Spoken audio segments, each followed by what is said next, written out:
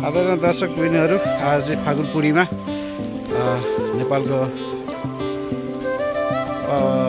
पर्वै भनेर मानिन्छ। अब बाउ बाजेले जिजु बाजेले मान्दै आएको र त्यस अन्तर्गत चाहिँ यो चिरपर्नी भन्ने एउटा हाम्रो यो परम्परागत चलिआएको यो यस्तै आगो बाल्ने बारीको छेउमा चिरपर्नी रमाइलो गर्ने भन्ने हुन्छ। अहिले चाहिँ रमाइलो त्यस्तो हुँदैन। त्यही पनि अब त्यो परम्परागत मान्दै आएको लोप हुन नदिनु भनेर यसरी चाहिँ हामीले चिरपर्नी भनेर यसरी आगो बालेको हुन्छौँ। र यो चाहिँ हाम्रो अर्घातीको सनपा 11 यो जनक दाइको बारीमा चाहिँ हामीले यसरी चिर परेका छौँ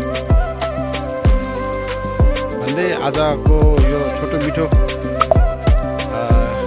प्रस्तुतिबाट हामी बिदा लिन चाहन्छौँ। जनक दाइ के भन्नु छ? लगायत हाम्रो गाउँमा चिर पोले बारी